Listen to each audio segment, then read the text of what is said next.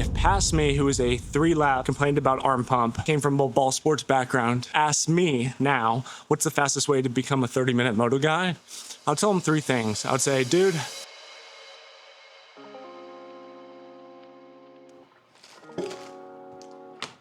in 19 weeks, I'll be competing in my first Ironman 70.3. It's 3:47 in the morning, so it's safe to say that my days look a little bit different now.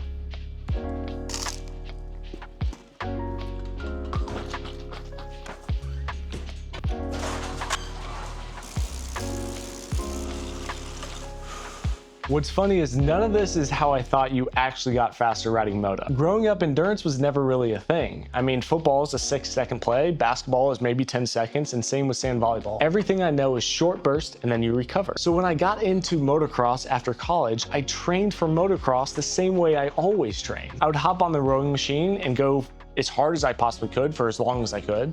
I would grab 30-pound dumbbells and I would sit in an attack position at the back of Gold's gym, thinking that this will make me a better rider. For reference, I was still only doing 3 laps and complaining that I got arm pump. It never crossed my mind that maybe it's not my strength that's the problem, but it's my engine. Learning how to build endurance completely changed the way I trained and my results. I went from going from 3 to 4 lap type of guy to now I do 2 30-minute motos at a pace I never thought was possible. I learned how to fuel properly, which all this eventually led into this goal of becoming an Ironman. Now, I did separate my AC joint a couple weeks ago, so training's not exactly the way I would want it to be, but it doesn't mean it stopped. So I figured I would take you along for a week in the life of trying to become an endurance athlete. My week's kind of split into 2 halves. The front half is a grind. Monday's a full body lift at Crunch with my brother. Then Tuesday, I'm doing a heavy interval cycle, though I'm starting to work running back in there too. Wednesday's more of a recovery ride and then just a little light run. And then Thursday's the big one. We got an endurance ride plus a lift, which is what you just saw. After that, Friday's basically my reward day. We got a little sauna and reset. Then Saturday and Sunday, we'll get into some different stuff. Mornings are honestly the same no matter the day. If I can get the workouts, dogs, and breakfast done before 7, I'm golden. Then I've got a couple hours for YouTube work and moto stuff before I stroll down the hallway to my actual paying job, which I work remote till about 5:30. After that, I'll give my eyes a break from a screen for a bit, then I'll get back to it. Today's a little bit different though. I've actually got my shoulder PT appointment, so we're gonna be heading there now to check how we're doing. All right,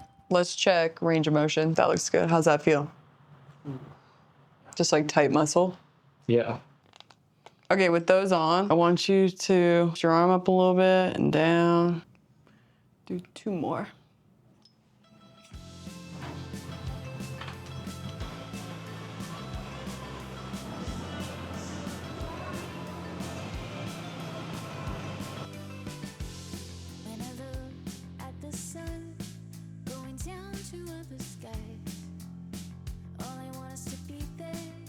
So he was talking more like structurally, you would be healed at 6 weeks. We use this example of your AC joint, right? And how it's kind of like boop, and you injured some of these ligaments. They don't reform, but scar tissue forms around where those ligaments were damaged. And at the 6-week mark is when the scar tissue is deemed like a little bit more strong. It enters a different phase of healing to where you're pretty much good to go back to normal daily life, and the risk of re-injury is a lot smaller. It's still gonna keep healing, so it's not at 6 weeks like everything's back to normal. The scar tissue is still gonna get stronger for like the next 12 plus weeks, but once you enter that 6-week phase, you're just in a little bit safer of a zone. Swimming and then riding will be the 2 last things that you do. And the only reason why riding, like you could go ride your dirt bike right now and be totally fine. It's just the risk of you falling. I'm saying that's why it would be last, not the actual riding itself. It's just the risk of falling on it. But swimming as a task is the hardest thing you'll have to get back to doing. Some good ideas will pop up with a new, different wind.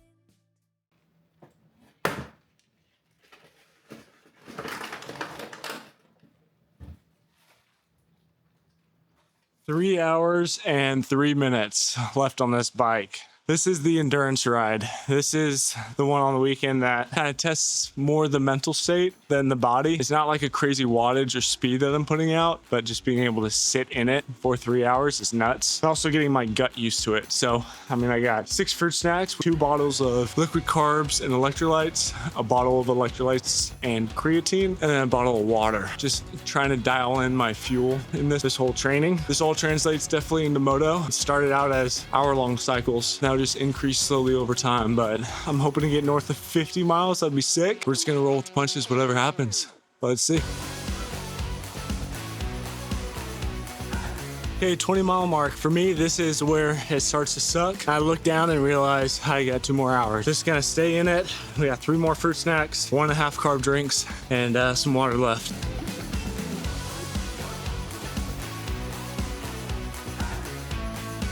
Dude, 50 miles, that is gnarly. That was hard. That was really, really hard. But I did want to mention, I was thinking on the bike, if past me, who was a 3-lap, complained about arm pump, came from ball sports background, asked me now, what's the fastest way to become a 30-minute moto guy?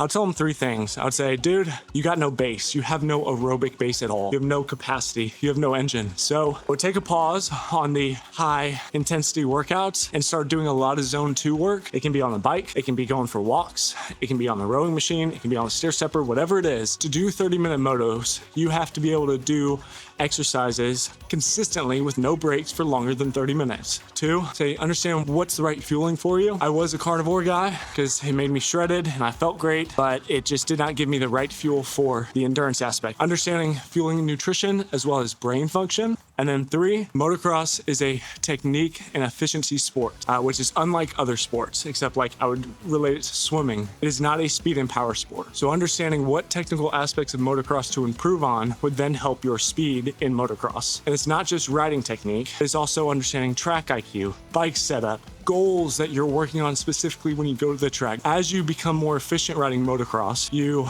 burn less fuel, less energy, you're able to ride for longer, you get more reps, you become more comfortable, and now you become faster. It is a long game, not a short win.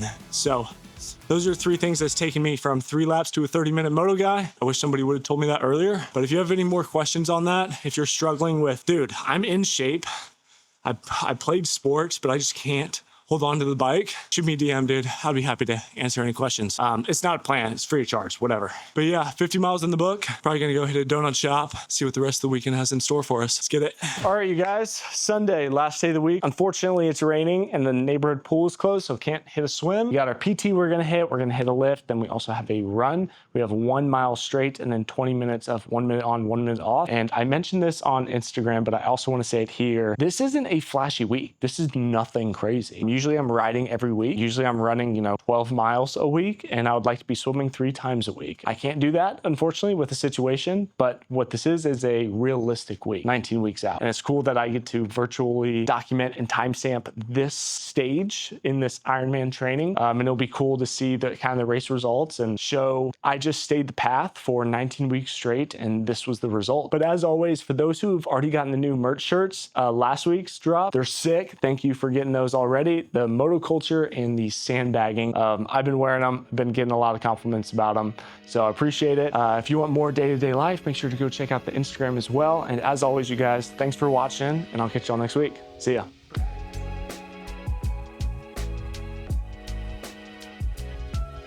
I think if you told my high school self that in order to eat chocolate rice cakes, bananas, and fruit snacks at 4:30 in the morning, all you gotta do is a 3-hour cycle, I probably would have gotten into this way sooner.